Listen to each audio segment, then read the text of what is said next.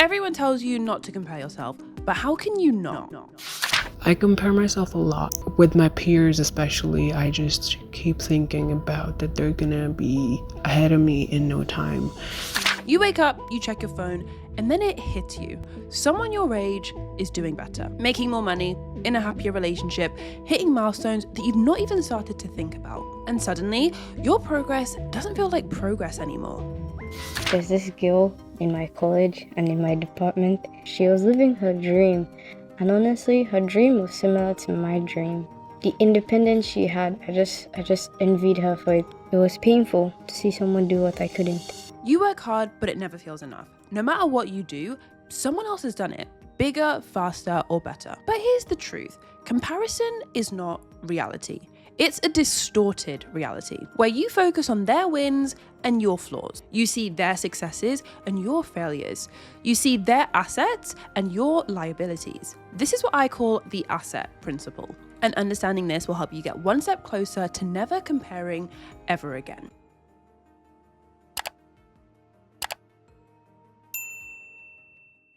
Hey, if you're new, welcome to the cozy corner of the internet. I'm your host, Christina, and I help people stop shrinking and start living. Let's just address the elephant in the room because I know I'm going to see a lot of comments. We've had a wardrobe reveal. I do not just have white tank tops. I have other clothes. I wanted to switch up things on the channel for a while, not just with wearing more of my wardrobe, but also kind of changing the editing style of some of my videos, incorporating some of your voice notes, having a bit more of a cozy vibe on the channel. For a long time, I was really of the belief that everyone will compare themselves. Like there's no escape. Everyone can compare themselves to someone else who's their age, their background, grew up in the same town. We all compare ourselves to someone that's in our reference group. Someone that's like similar enough to you that you can compare their skills and your skills, but like there's difference and variation in what you've been able to achieve. Because ultimately, comparison is just self-evaluation. And I've also never really been academically minded. Like I would barely pass tests and stuff. And I didn't even do my end of year exams in year 12. I don't measure up because I'm not good enough grades wise. And unfortunately, grades in high school, they determine a little bit, I guess, of what university you get into and stuff. To people who I hear that are my age, that are in their second year of medical school, or I perceive them as way more successful than me already because they've already endured at least a year of university, and I'm sitting here with no certificate. Comparison is ultimately self-evaluation because you're literally seeing where do you stand in the hierarchy. And I spoke about this in my You Don't Have Social Anxiety, You Just Have Status Anxiety video. But as humans, we are just hardwired to want to see where we rank in the hierarchy. Where do we rank in the social chain? Where do we stand in the human spectrum of she's better or she's worse? We want to know where we stand. When you're insecure about a certain feature that you have, whether it's a physical one or maybe a more intellectual one, because you're so uncertain of where you stand on that spectrum, 0 to 100, you're constantly looking at everyone else on the spectrum. There was a phase in my content creation journey, very early on in the early days of me making content. This was back when I was heavily on TikTok. There were a lot of other girls making content on study tips and medical advice videos, and the comparison was rife. I could not get away from it. It got to a point actually where I would scroll and look for inspiration on okay, what do I post? What videos do I want to make? And I would literally hate opening up Instagram. Instagram was eroding my self-esteem. It made me feel so bad about myself. Seeing some other girl who went viral on a video, or seeing a girl who got a brand collab, she's been sponsored, she probably got paid loads of money for that video. It was never anyone else that was making cooking videos or making running videos. It was always people in my reference group, which is a key thing that I want to touch on. And I think the reason why this hurts so much is because each time you see someone in your reference group, same age, same background, same sort of person, it shows you the gap between where you are and what your potential is almost. One of the things I'm most proud of in my life, in myself, is not even going to medical school and becoming a doctor, or even, a lot of my social media achievements. One of the things I'm most proud of is my relationship with comparison. I have worked to work through this. I am genuinely someone now, I believe comparison is optional. I don't believe that you have to compare yourself to people and feel bad about it. Everyone compares themselves. You see, oh, another 24-year-old, oh, another doctor. I'll see other doctors, I'll see other 24-year-olds, but I don't I don't see that she's a doctor and she's so good at this. She gets every cannula. She's so efficient with her time. I don't see that she's amazing and better than me. I don't see that. I just see that, oh, she's amazing. End of story. Here's partly the reason why. So in life, there's lots of different people, lots of different shapes. Imagine you're triggered, because comparison just shows you what your triggers are. Imagine you're triggered by sharp things. Imagine this rectangle has some sharp edges. Let me put it in red so it's like sharp. That's gonna hurt. That's gonna be super ow. This triangle, ow. Like, oh my gosh, that's so painful. Ow, ow. All these stars, all these rectangles, all these squares. You're gonna be hurt by all these pointy, sharp objects. You're gonna be so in pain and so scratched. You're gonna start to avoid them, because they're so painful, because they've triggered you.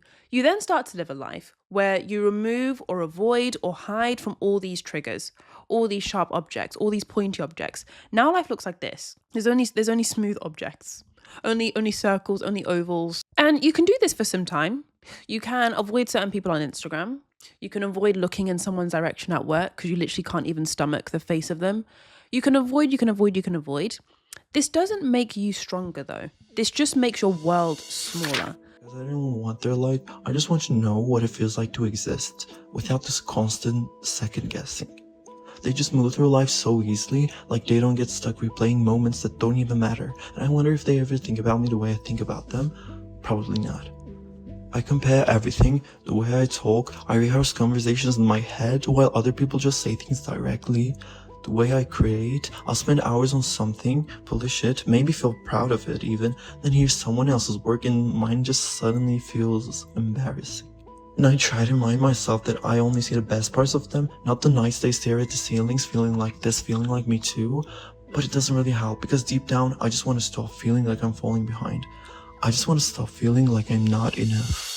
The first part of how I completely changed my relationship with comparison was I had to identify what is the trigger. Because you might think, oh, it's just anyone that's attractive. You know, anyone that's my age and gorgeous, or it's anyone that's successful in my age. You know, these triggers, in this very simple diagram, it's all the sharp objects. That's what you avoid. Your trigger is the thing you avoid. And I would highly encourage you to write down and maybe even journal, like, what do you avoid? Deep down with your avoidance, your aim and objective is to remove the comparison. You think, if I avoid this person enough, and if I hide enough, I shut down my Instagram enough, well, then there's, problem solved. The person's gone. Never have to see them again. You don't actually remove the comparison, you just remove the trigger. The trigger can show up again, because life isn't this simple diagram. No matter how much you close your Instagram or avoid making eye contact with that person, someone else will have a new trigger that will show up. So it's important that you identify the true cause of the problem, not the comparison, it's actually the trigger. By the way, if you're enjoying this video so far and want to hear more from me in terms of all these different insights and ideas and diagrams, then be sure to sign up to my weekly newsletter. I'll keep a link in the description box below. Step 2 to how I worked on my relationship with comparison, and it's eventually reached a place where I don't actually feel bad about myself when I compare. I just kind of see them as doing better, but I'm not worse, is understanding the asset principle. Been a few examples of comparison, so I'm sure you probably have a clear one in mind. When you think of that person who you literally just don't even want to look at or even think about, when you see them on Instagram, your heart sinks. When you see them in the office, your heart sinks. You have a subject in particular that you compare. Your looks, your intellect, your finances, your state in life, your success. A really important thing to understand, like this is key, is when you compare, you see their assets. Every single time you compare yourself to someone's asset and feel bad, it's important to remember you only compare an asset in them when you feel like that's a flaw in yourself. You would never compare yourself to someone who is wildly attractive and wildly charismatic if you actually feel like, oh, I'm quite attractive and quite charismatic myself. Or you'd never compare yourself to someone where you feel like they're doing very well in life, they work so hard and they've achieved so much, if actually you're not insecure about that. You feel pretty good about what you've achieved. You feel pretty good about what you've achieved so far. And the reason this is so important is because when comparison transpires into envy, is their assets are so desirable in them that you actually ignore all of their flaws, because they have flaws too. I don't care how successful this person is. I don't care how attractive this girl is or how attractive that guy is that you envy. They have flaws too. We have another diagram. Imagine this is you. This is a pair of lips to demonstrate like appearance, attractive, like, you know, being attractive. Like you're insecure about your appearance. And you also have assets as well. You've graduated, you've got a good house, you've got maybe you on the way to owning a home, you've got good family and friends in your life. You have both assets and you have flaws. And it's the same for everyone else as well. Maybe someone else actually has a lot of money. Maybe that's a huge asset of theirs. Maybe they're also insecure about their appearance. Again, these are some lips, but they're super small. Someone else, on the other hand, is super insecure about their appearance. Like, this is a huge thing. They keep it close to their chest, but they're so insecure about it that you can almost see it. Like, when someone's so anxious, so nervous, you can kind of see that they're anxious and nervous. They also have assets. They graduated, they have a house, maybe they're getting in their home ownership. Everyone is different. Everyone has assets and everyone has flaws. What happens in comparison is that because you're so insecure about your appearance, this becomes huge for you. It's so big. Your insecurity and your flaw is so big that you ignore all of your assets. You forget about the fact that you graduated college. You forget about the fact that you're doing pretty well for yourself. You forget about the fact that you have decent friends and family. Your flaw, when you're comparing, becomes so big. Everyone else's assets also become so big. Everyone else seems to just be super attractive because this is an insecurity of yours. Everyone else seems to be doing so well, owning homes, owning multiple properties, becoming the best in their class, graduating with a merit, owning a home at 22, all these crazy things. When you compare and this becomes such like a toxic, addictive habit that you have, you see everyone else's assets and only your flaws. This concept of the asset principle, or just understanding that you only see other people's assets and then you only fixate on your flaws, is how I overcame comparison. Anytime I see someone now that's doing better than me, I automatically now have trained myself to see, okay, well, she's a homeowner at 22. She's a multi-business owner at 23, but I automatically train myself to see their flaws. And maybe this is a bad habit, maybe this is toxic, but you have to understand that with every asset comes a flaw. If I see a 22-year-old homeowner, 23-year-old business owner, I don't think, gosh, I'm so behind. They did that way younger than me. I automatically see, oh, well, that's amazing. I'd love that for you. I know that comes with a lot of pressure, a lot of responsibility, a lot of taxes, a lot of headache, a lot of stress. To achieve an immense level of success at that age, I automatically think of the sacrifice. There is always a yin to the yang. With every asset comes a flaw. And weirdly, you trained yourself to only see the assets in people. And that's what's making you compare, thinking that you're behind. And just in the same way that you see the assets and the flaws in other people, you need to see the assets and the flaws in yourself. Why this keeps like shifting, this keeps like moving slowly, I don't know why. Actually, you see all the flaws in yourself. Oh, I'm so behind, I don't own a home yet, I'm not as attractive as I should be, I'm more overweight than I should be. You need to start seeing the assets in yourself. I am so lucky to have such amazing friends. I am so lucky to have such supportive parents. I'm so lucky to be such a hardworking person. I have a drive and motivation like no one else has. It doesn't always have to be physical, tangible things like houses and people. It can be literally like your mindset, your drive, your attitude. Because if you think about it, an asset, in the financial world is something that is, very valuable, has a lot of value attached to it. An asset could be an investment portfolio, or an asset could be a very valuable watch or very valuable bag, a very valuable car. An asset adds to your life. We hear the word appreciation in finances and in world of investment, but appreciation also applies to yourself as well. What you appreciate will appreciate in value. If your assets go unnoticed, you ignore them, you just take them for granted even, they're going to depreciate in value. You're not going to appreciate them as much. They're not going to show up as much in your life because you don't appreciate them yourself. Something that might be helpful to overcome your relationship with envy, because I know it can be a really overwhelming, daunting thing. And it's easy to think that I'm going to have to carry this weight of feeling behind everyone else forever. Envy is just admiration with an unhealed wound. Anytime you admire someone, beneath that is actually a layer of admiration. Picture that I threw together might help to explain. So when you admire someone, say you're a triangle and you see a circle, you might be like, oh, they're different, but I appreciate that. You have some cool features. You actually look kind of cool. And then jealousy says, oh, I want that. Gosh, why do I have to be such a triangle? Why do I have to be such like a boring shape? I want to be a circle. I want that. This is when you start to see them as only an asset and you start to see your flaws. In admiration, you recognize there's a yin and yang.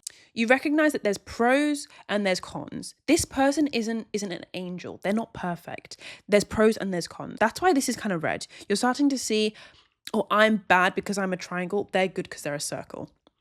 Then comparison is, I lack that. You went from, I appreciate that, I want that, to I lack that. I want what you have. I'm not good enough. I'm behind. And this all began because of a distorted reality. It kind of started here in this section. You started to lose track of the reality of their life, the pros and the cons. And you lost track of your own life as well. Your pros and your cons. It's so easy to get fixated on just your flaws and so easy to get fixated on just their assets. But part of healing comparison and overcoming it is closing that gap. They have pros and cons, assets and flaws, and so do you. Once you understand this and you close that gap between where everyone else is and where you are, you can slowly start to make comparison a thing of the past, or even doubting yourself a thing of the past, envy a thing of the past. Comparison is optional. It's not something you have to experience and feel terrible about yourself. It's something you can experience and just think, well, whatever. You can go from I lack that to I want that to I appreciate that. You can make it a thing of the past. The value gap is something that I love to talk about. I deep dive into that in my Why You Crave Male Validation video, which I'm going to link up here.